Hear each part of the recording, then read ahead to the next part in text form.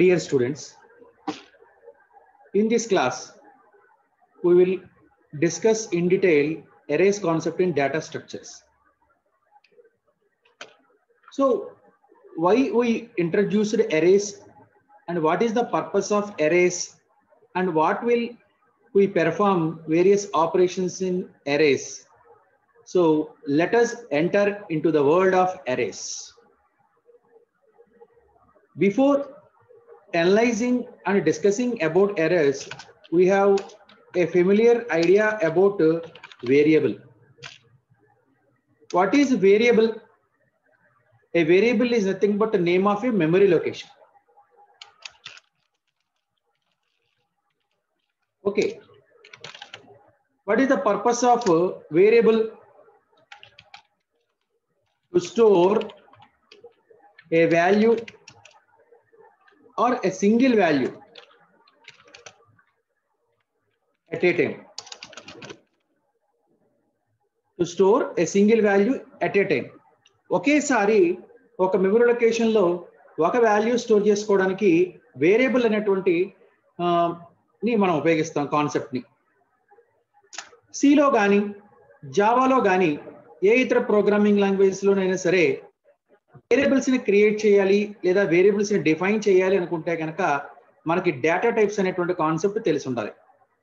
సిలో కానీ జావాలో కానీ మనకి బాగా తెలిసినటువంటి ప్రిమిటివ్ డేటా టైప్స్ ఏమేంటి ఉన్నాయంటే integer, float, character, double, long double etcetera.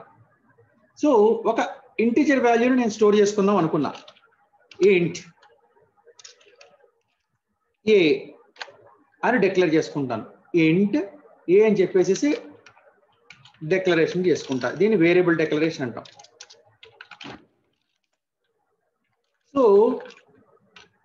Variable declaration చేసుకోవాలనుకుంటే డేటా టైపు ఇక్కడ ఏం ఉపయోగించాలి? Data type and space variable name.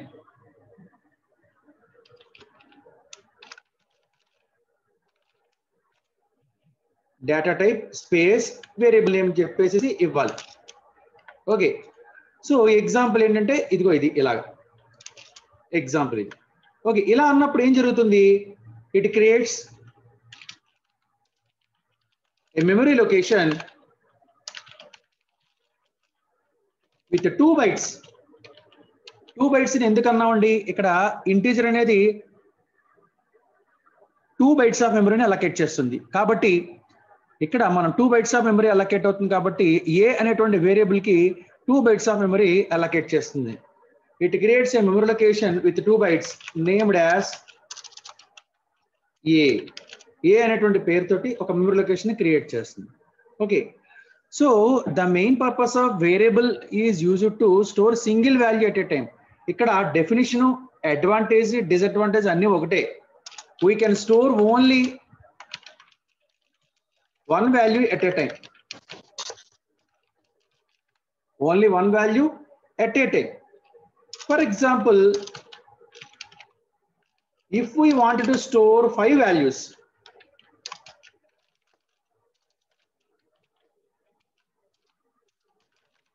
if we wanted to store 5 values, how can we declare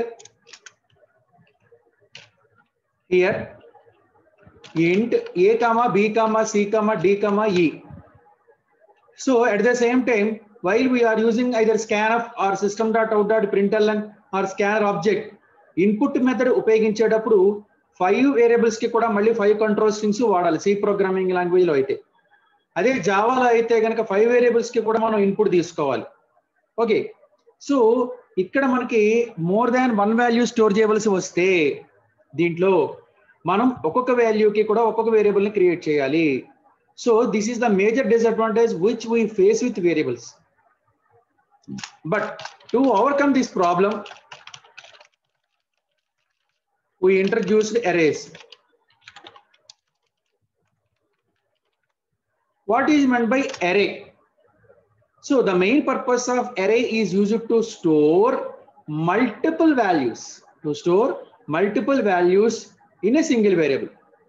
Okay, so advantage, to store multiple values at a time. So here the main purpose of array is we can store more than one value in a single variable. Okay, so let us briefly discuss with a simple diagram. Here I declared one array that is int a of 5. If a is a single variable, then it is simple to declare int a semicolon. But coming to array, you have to specify size. 5 indicates size. Size of an array or length of an array or the maximum number of elements we can store in an array. So this 5 indicates the size of an array or length of array or the maximum number of elements which we can store in an array. So if graphically the array may be like this. So here we took size 5, that's why totally there are 5 elements.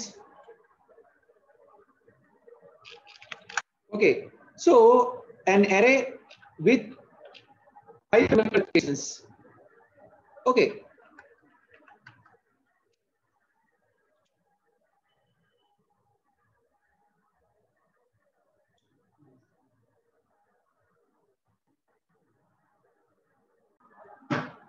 So in this array, this is 10, 20, 30, 40 and 50. So these are the array elements. So and 0, 1, 2, 3, 4. These are called as indexes. Okay. So here 10, 20, 30, 40, 10, 20, 30, 40, 50 are elements of an array.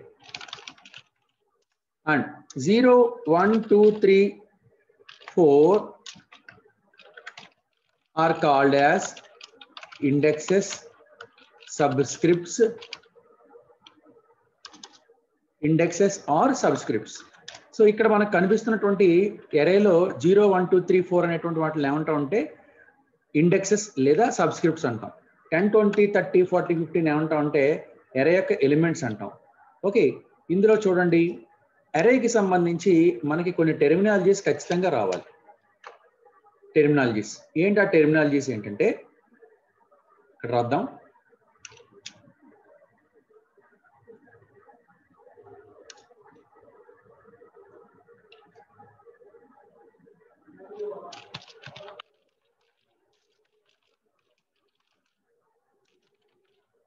Terminology in arrays. The first one is definition of an array.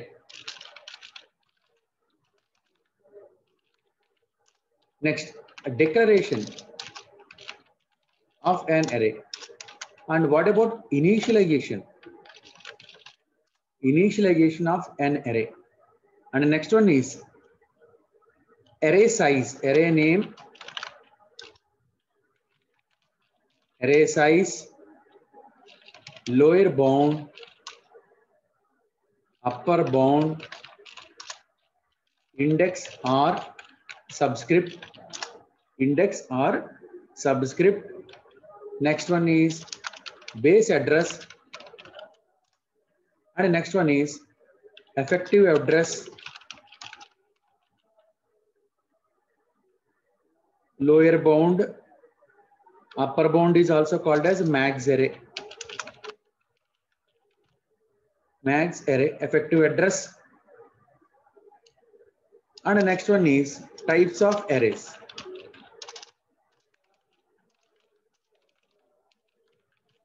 Types of an array. These are the very important terminologies which we further discuss in about arrays. So first one is definition of an array. Okay, so now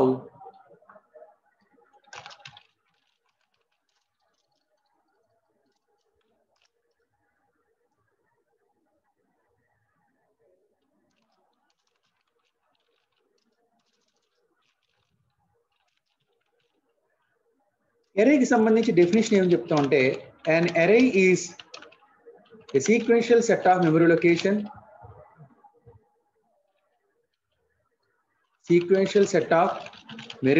locations or collection of similar data items or data elements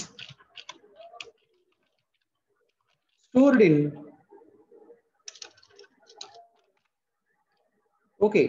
So arrays can be taken as a sequential set of memory locations or collection of similar or homogeneous data elements.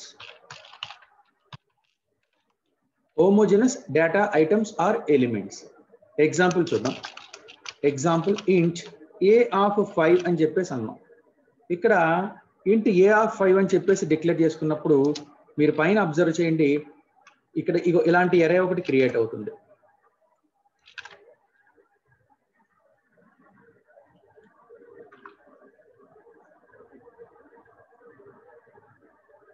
Okay, here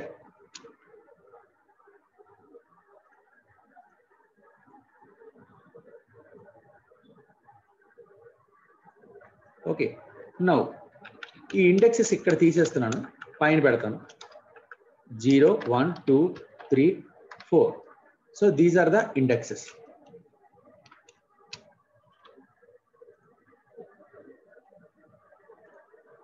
Okay, each index represents one memory location. Okay, now దీంట్లో మనం enter చేసేటువంటి elements అన్ని కూడా same data type elements అయి ఉండాలి.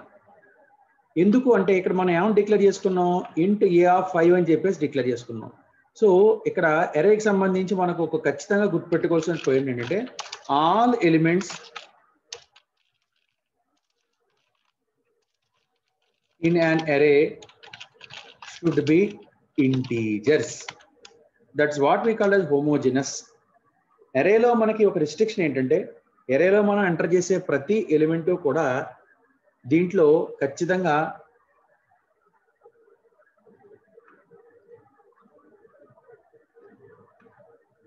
Homogeneous elements అయి ఉండాలి, అంటే ఇంటీజర్స్ మాత్రమే అయి ఉండాలి. ఇది ఒకటి గుర్తుపెట్టుకోవాల్సిన విషయం. Okay, and next one is how to declare an array. ఇక్కడ పైన చూసాం మనం డిక్లరేషన్ ఎలా చేయాలంటే ఇక్కడ మళ్ళీ విడిగా రాద్దాం ఒక పాయింట్ కింద.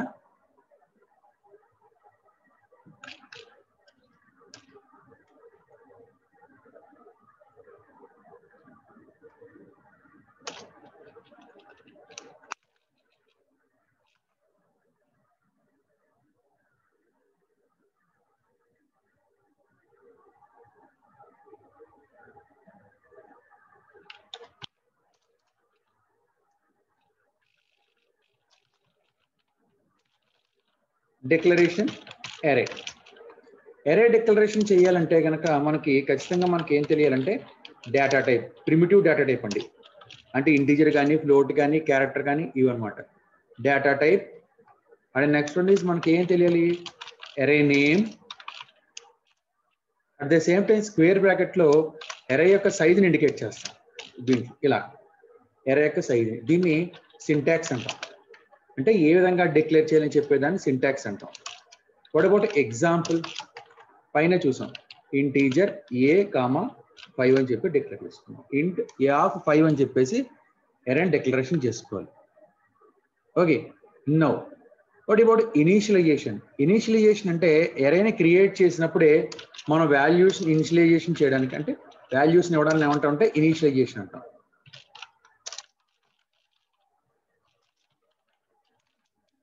ఎలా ఇవ్వాలంటే ఇంట్ ఏ ఆఫ్ 5 అని చెప్పేసి ఇక్కడ కర్లీ బ్రాసెస్ ఓపెన్ చేసి 10 కామా 20 కామా 30 కామా 40 కామా 50 అని ఇచ్చేసాడు. ఎలా ఇస్తే కనుక మనకి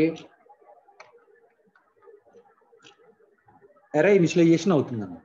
ఒక వాల్యూస్ని ఇన్పుట్ ద్వారా కాకుండా డైరెక్ట్గా కోడ్లోనే మనం అరేకి అసైన్ చేస్తే అప్పుడు దాన్ని ఏమంటాం అంటే ఇనిషియలైజేషన్ ఆఫ్ అన్ అరే అంటాం. Okay, and now what about అరే నేమ్ అండ్ సైజ్. ఇక్కడ ఇందులో అరే నేమ్ ఏమవుతుంది, ఏ అనేటువంటిది అరే నేమ్ అవుతుంది. అరే name equal to A. And next size equals to size అంటే ఏమవుతుంది 5 indicates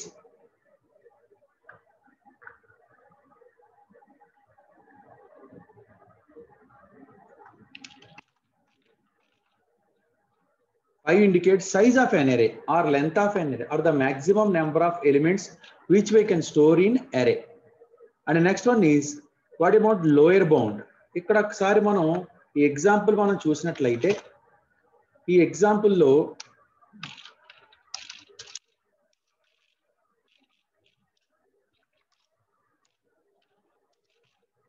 దీంట్లో లోయర్ బౌండ్ అంటే అర్థం ఏంటంటే మొట్టమొదట ఇండెక్స్ ఏదైతే ఉందో దాన్ని ఏమంటాం అంటే లోయర్ బౌండ్ అంటాం. Here and the above example lower bound is equal to 0. Okay, lower bound దీన్ని ఏమంటాం అంటే also called as base index. ఇక్కడ 0ని ఏమంటాం అంటే లోయర్ బౌండ్ అని కాకుండా బేస్ ఇండెక్స్ అని కూడా అంటుంటాం. అంటే ఒక ఎరేలో మొట్టమొదట sequential set of memory location లో సీక్వెన్స్ ఎక్కడ మొదలవుతుందో దాన్ని మొట్టమొదటి ఇండెక్స్ అంటాం. సో ఇక్కడ మీరు కనిపించేటువంటి 0 ఏదైతే ఉందో అది ఏమవుతుందంటే లోయర్ బౌండ్ అవుతుంది. మరి అప్పర్ బౌండ్ అంటే ఏంటి? చిట్ట చివర ఏముంది మనకి 4 ఉంది. ఈ 4 కనబడుతుంది చూసారా? ఈ 4ని ఏమంటాం అంటే అప్పర్ బౌండ్ అంటాం. Here 4 is called as upper bound. 4ని అప్పర్ బౌండ్ అంటాం. ఇక్కడ దీన్ని హైలైట్ చేస్తాను.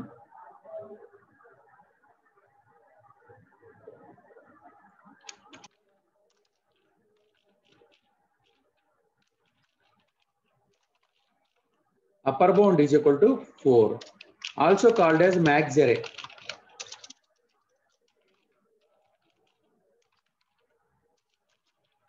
Max array అంటే maximum array ఎక్కడైతే ఉందో అది మనకి అప్పర్ బౌండ్ అవుతుంది. సో అరేకి సంబంధించి ఇఫ్ అరే have n elements, so upper bound అవుతుంది n-1 అవుతుంది.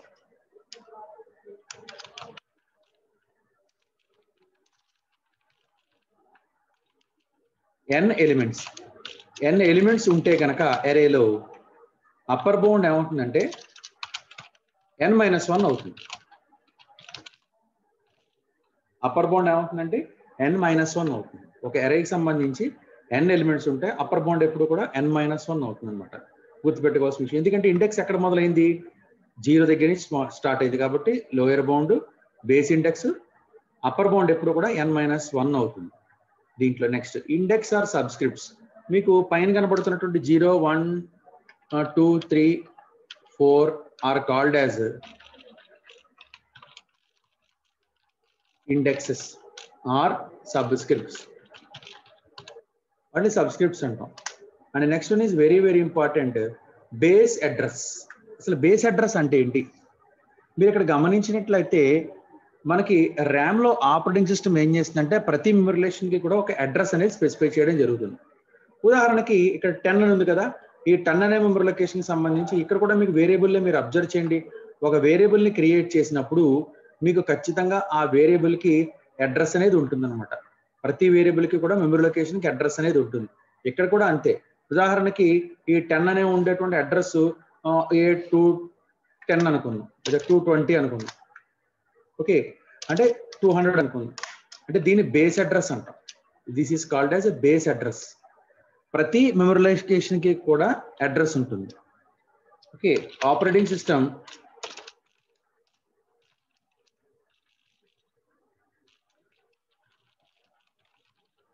provides an address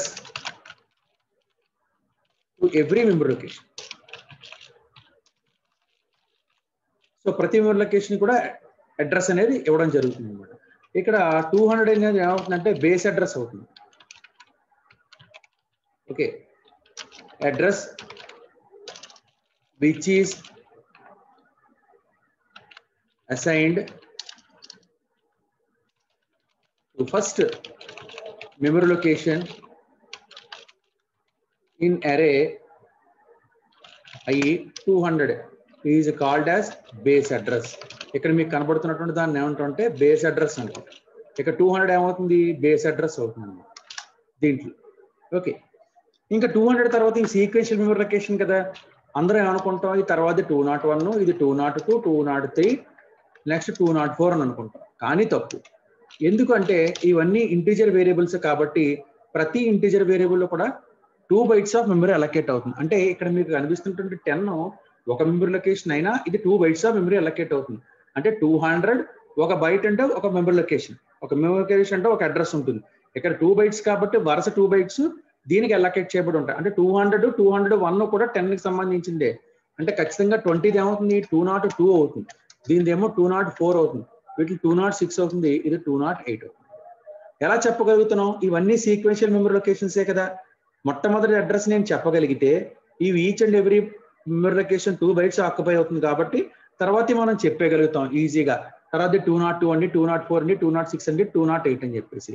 సో వాటిని ఏమంటాం అంటే ఎఫెక్టివ్ అడ్రస్ అంటాం. వాటిని ఏమంటాం అండి, ఎఫెక్టివ్ అడ్రసెస్ అంటాం. Remaining memory locations addresses are called as effective addresses.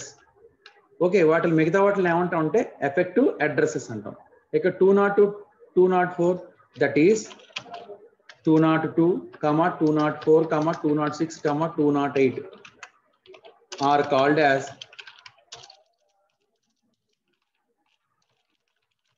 Effective addresses.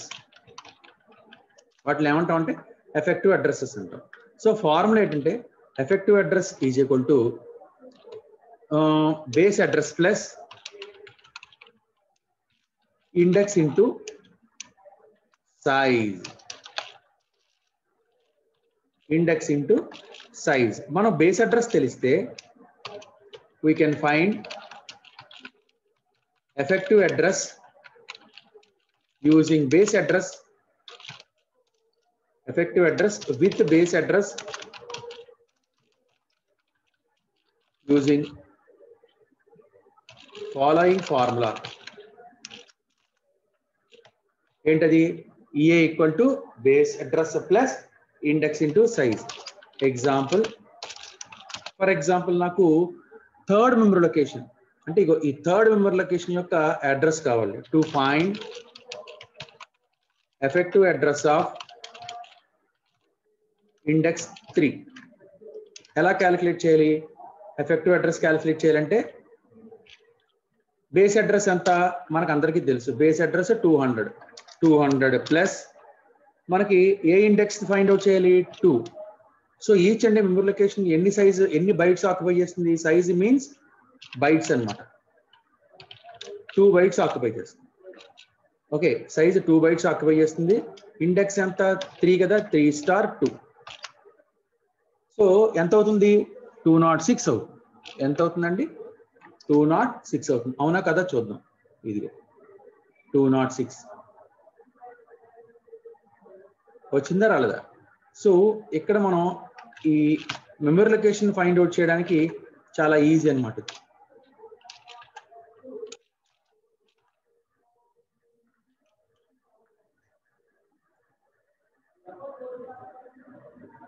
Okay, so 206 అనేటువంటిది ఎఫెక్టివ్ అడ్రస్ ఫైండ్ అవుందా లేదా?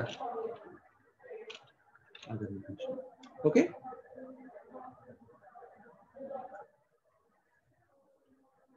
This is 206 index of 3 find out చేయగలిగాం. And next one is types of an array.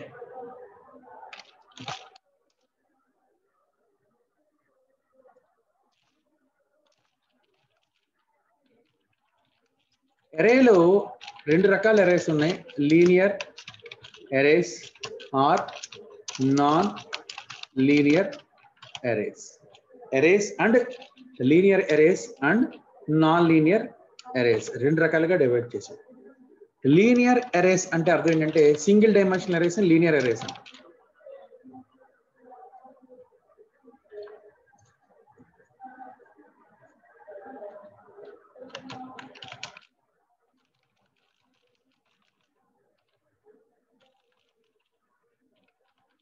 Arrays and non linear arrays ఏమవుతాయంటే or two-dimensional arrays. Two-dimensional arrays. Okay. So this is about a brief introduction about arrays, in detail definition and clarification about arrays. So this is an array. Array కి సంబంధించి operations ఏవేంటి ఉంటాయి?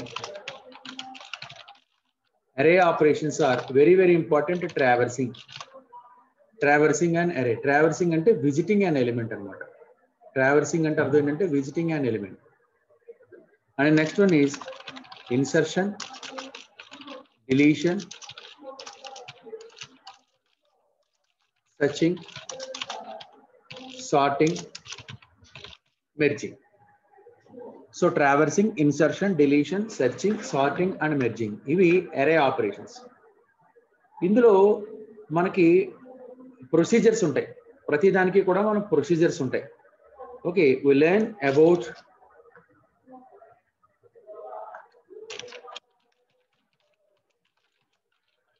the procedures or algorithms based on arrays. Operations of arrays. So array operations లో ప్రతి operation కి కూడా మనం ప్రతి procedure ఉంటుంది. ప్రొసీజర్ అన్న అల్గరిథం అన్న ఒకటే. ఓకే, ఈ అల్గరిథమ్స్ ఉపయోగించి మనం traversing, insertion, deletion, searching, sorting ఈ టెక్నిక్స్ ద్వారా మనం array operations ని పెర్ఫామ్ చేయడం జరుగుతుంటుంది.